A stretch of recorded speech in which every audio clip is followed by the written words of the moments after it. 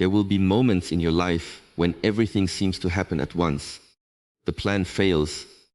People disappoint you. Something unexpected happens.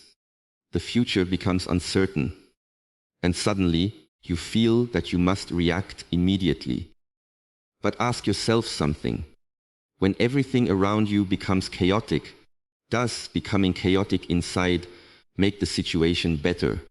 No, the world does not become more peaceful because you become more anxious. The problem does not become smaller because you become angry. And the future does not become clearer because you panic about it. This is where emotional control begins, not when life is comfortable, not when everything is going according to plan, but precisely when everything goes wrong, because anyone can appear calm when there is nothing to challenge them. The real training begins when your expectations collapse, when your patience is tested, when someone provokes you, when you lose something you thought you could keep, and when you are standing in the middle of uncertainty with no clear answer. In those moments, your greatest challenge is not always the situation. It is the mind you bring into the situation. If your mind is uncontrolled, one problem becomes 10 problems. One mistake becomes a disaster. One difficult conversation becomes a war inside your head. But when the mind becomes trained, something changes. You begin to pause. You breathe. You observe. You stop asking, "Why is this happening to me?" And you begin asking, "What is required from me now?" That small change can completely transform the way you experience difficulty. You cannot control every event. You cannot control every person. You cannot control everything that enters your life, but you can train yourself not to surrender your inner state to every external event. This is the difference between being controlled by your emotions and learning to control them. Calmness is not weakness. Calmness is not indifference.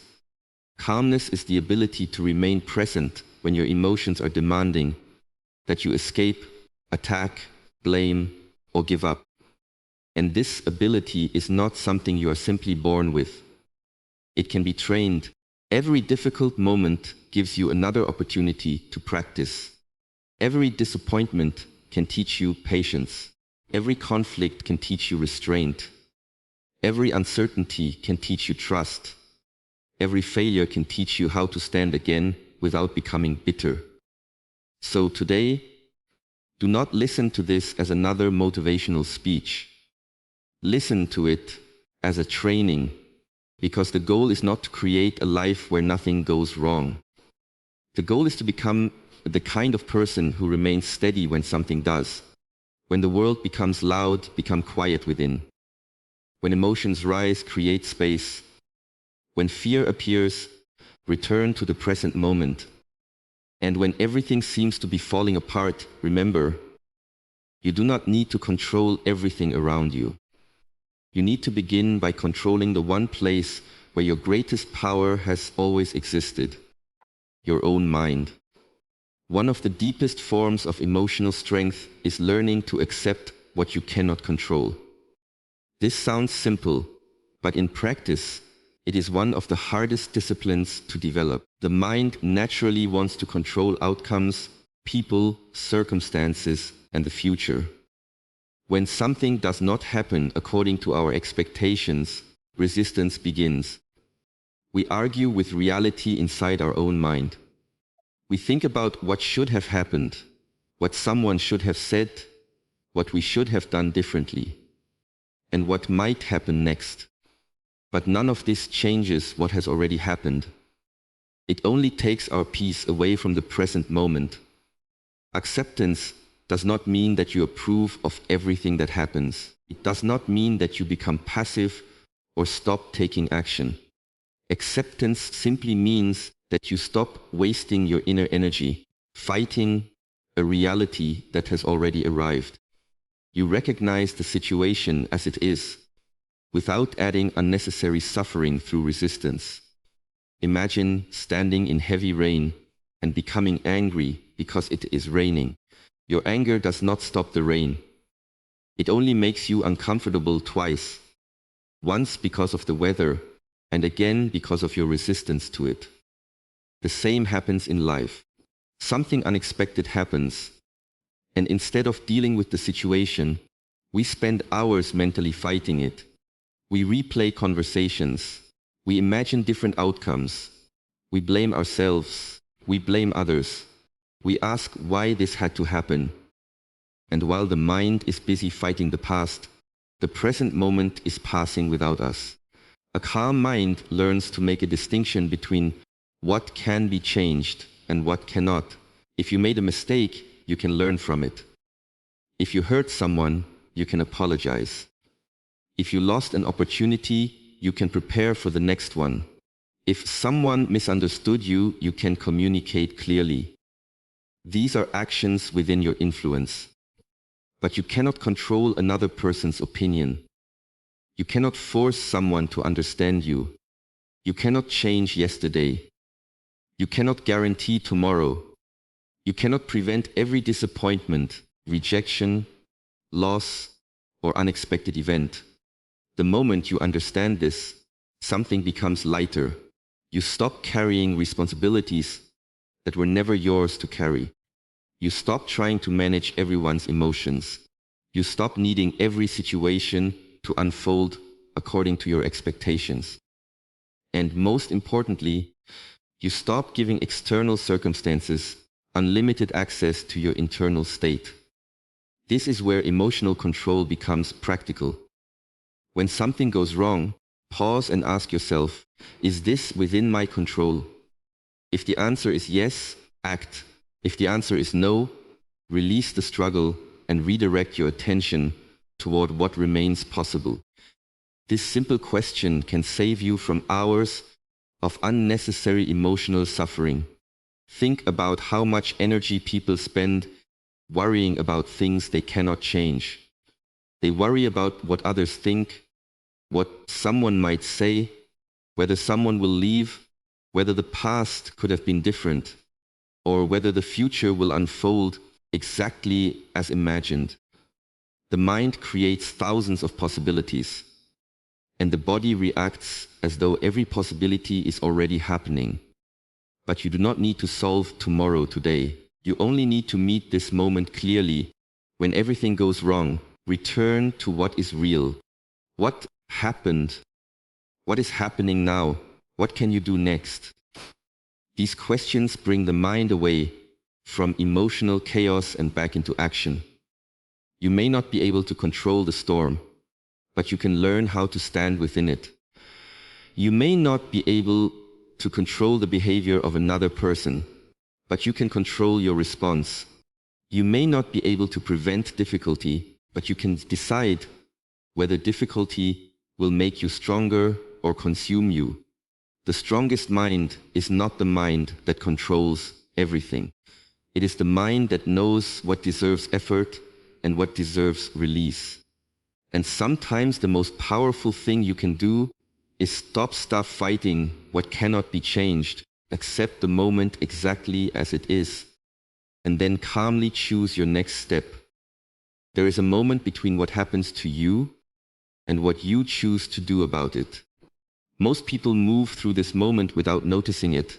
Something happens, an emotion rises, and immediately they react. Someone says something disrespectful, anger appears. A plan fails, frustration appears.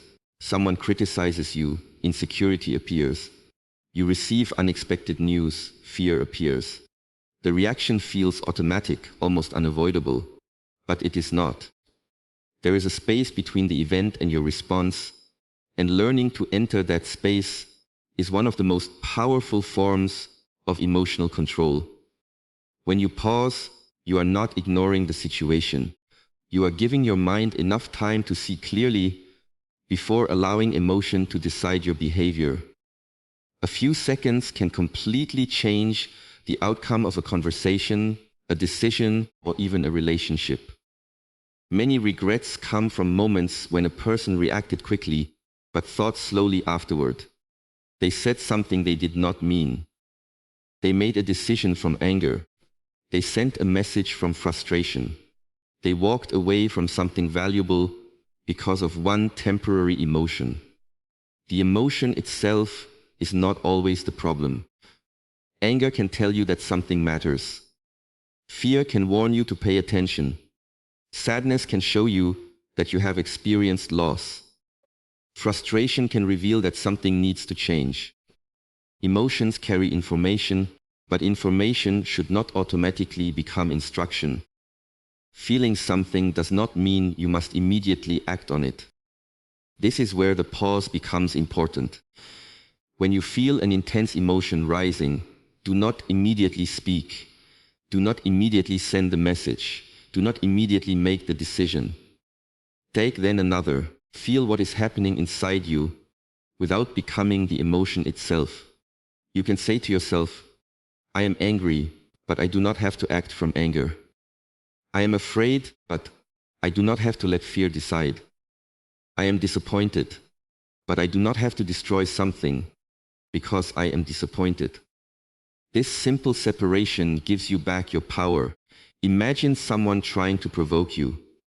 They expect an immediate reaction because they know that emotional reactions are easier to manipulate.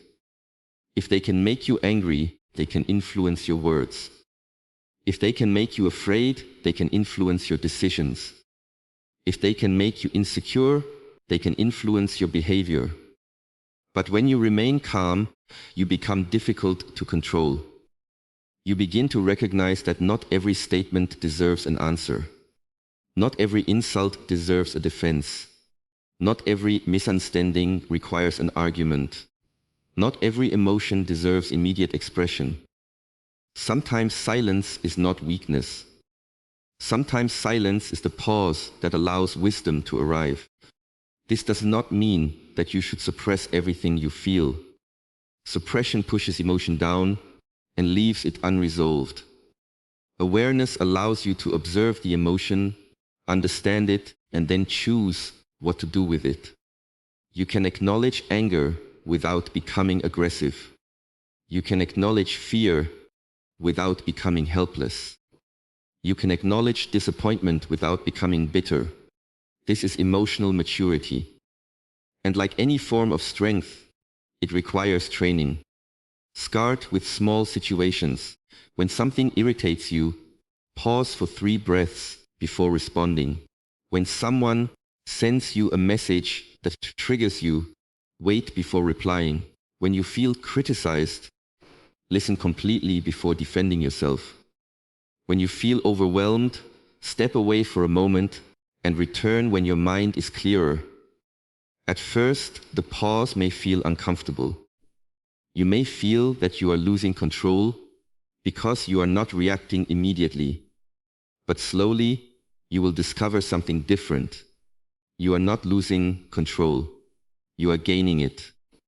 The more often you practice the pause, the more space you create between emotion and action. Eventually, you begin to notice your reactions before they take over. You become more deliberate with your words, more patient with people, and more careful with your decisions. Life will continue to present situations that challenge you. People will still disappoint you. Problems will still appear without warning. But you no longer need to meet every situation with an immediate emotional response. You can breathe, you can observe, you can wait. And from that calm space, you can choose a response that reflects the person you are becoming rather than the emotion you are temporarily experiencing. That is where true emotional control begins. In the quiet moment when you could react immediately, but choose instead to pause, breathe, observe, and respond with clarity. Difficult moments are not interruptions to your growth. They are often the moments that reveal how much you have actually trained your mind. When life is comfortable, it is easy to believe that you are patient, disciplined, calm, and strong. But when something goes wrong, those qualities are tested. Adversity removes comfort, and exposes what is happening inside you. It shows you where fear controls you, where anger controls you, where impatience controls you, and where you still depend too heavily on circumstances to feel peaceful. This is why difficult experiences can become training grounds for mental strength. Think about physical training. You do not become stronger by lifting what is always easy. The muscles develop because they are challenged. The same principle applies to the mind. Patience develops when you are given reasons to become impatient. Discipline develops when you do not feel motivated. Courage develops when you experience fear, but continue moving forward.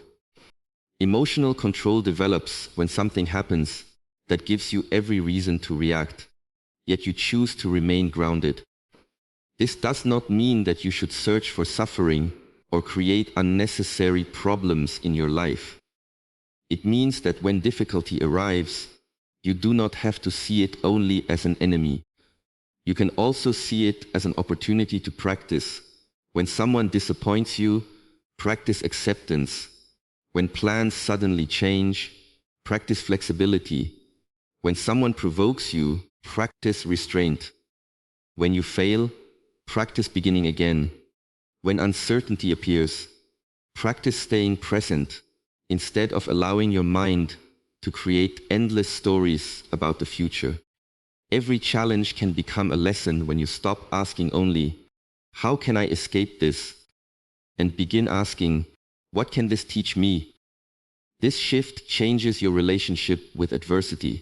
You stop measuring your life only by how comfortable it feels. You begin measuring your growth by how you respond when comfort disappears. A calm mind is not built during peaceful days alone. It is built in traffic when you are already late. It is built during difficult conversations when your emotions are rising. It is built when someone misunderstands your intentions. It is built when you receive disappointing news and still choose to think clearly. It is built when you experience failure and refuse to let one result define your identity. These moments may not feel like training while you are inside them, but they are. Every time you choose not to react impulsively, you strengthen your ability to remain calm next time. Every time you face discomfort without immediately escaping, you become more capable of tolerating difficulty. Every time you recover from disappointment without losing yourself, you build resilience. This is how inner strength is developed, not in one dramatic moment, but through hundreds of small choices. You may still feel fear. You may still feel anger. You may still feel sadness. The goal is not to become emotionless.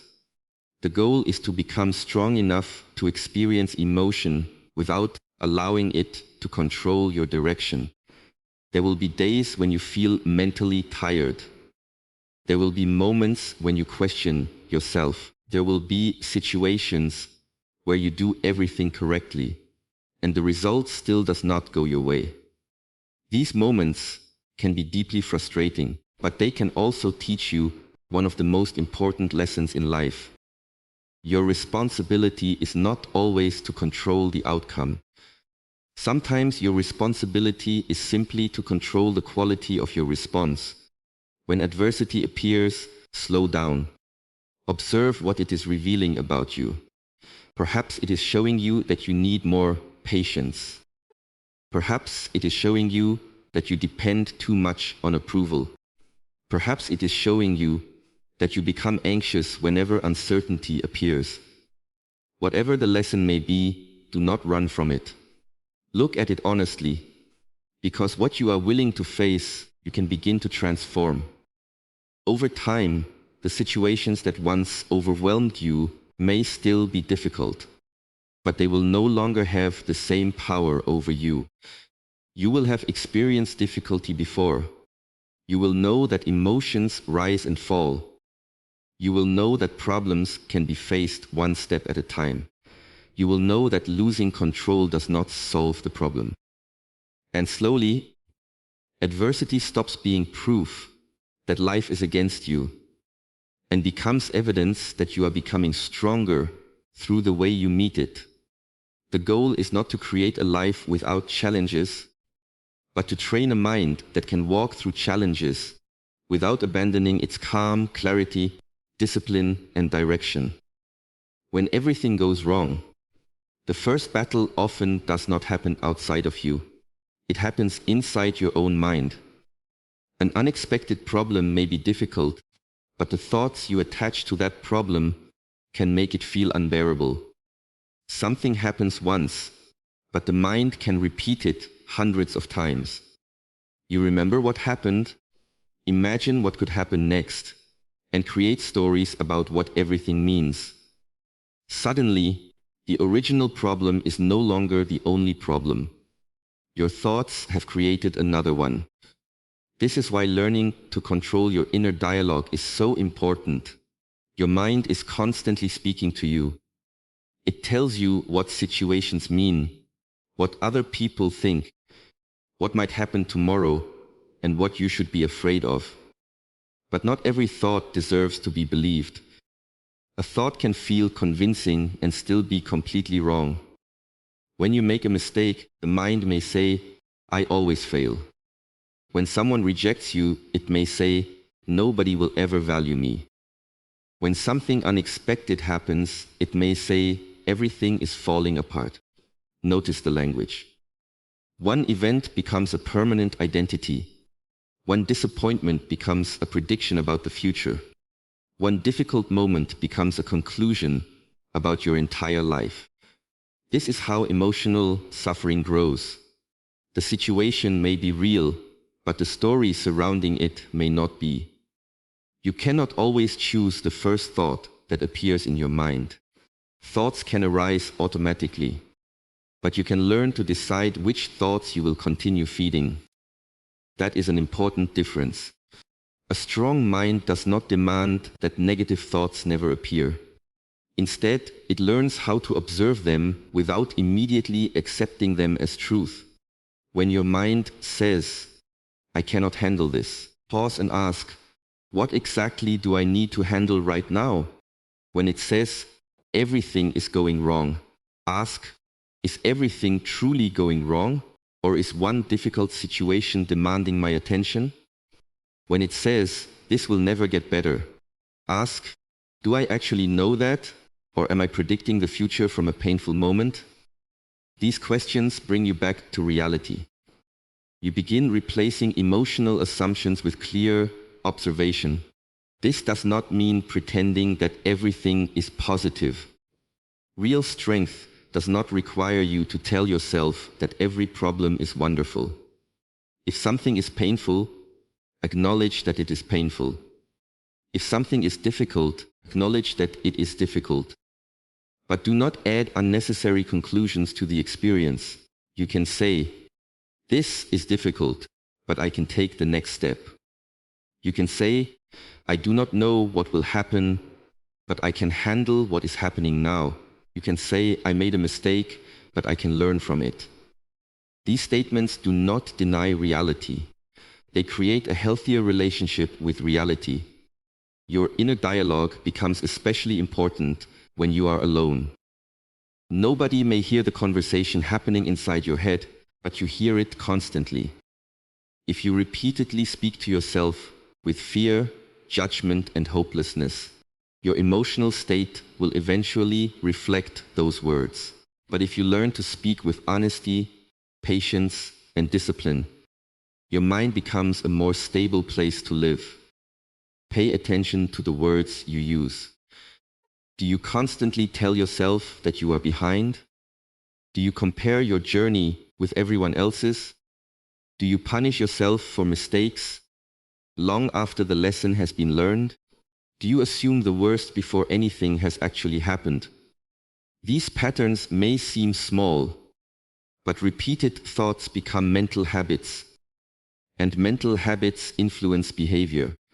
If you constantly tell yourself that you cannot handle difficulty, you may avoid challenges. If you constantly tell yourself that people are against you, you may become defensive. If you constantly expect failure, you may stop trying before you have given yourself a real opportunity. So train your mind to return to what is useful. When chaos appears, focus on facts rather than assumptions. Focus on the present rather than imagined futures. Focus on the next action rather than the entire mountain. You do not need to solve your whole life in one moment. You only need to stop allowing your thoughts to turn one difficult moment into a complete mental collapse. The mind will always produce thoughts.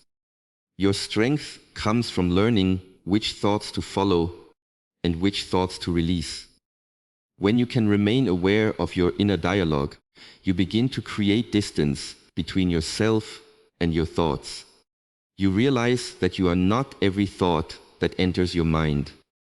You are the one who can observe the thought, question it, and choose whether it deserves your attention. And when your inner voice becomes calmer, clearer, and more disciplined, the chaos outside may still exist, but it no longer has the same power to create chaos within you. True emotional strength is not measured by how peaceful you are when everything is going according to plan. It is measured by what happens inside you when the plan disappears. Anyone can feel calm when there are no problems, no pressure, no conflict, and no uncertainty. But when life suddenly becomes difficult, when several things go wrong at once, when people behave unexpectedly, and when you cannot see what comes next, that is when your inner training becomes visible. To become the calm in the chaos means learning not to give every external situation control over your internal state. Imagine standing in the middle of a storm. You cannot command the wind to stop. You cannot tell the rain where to fall.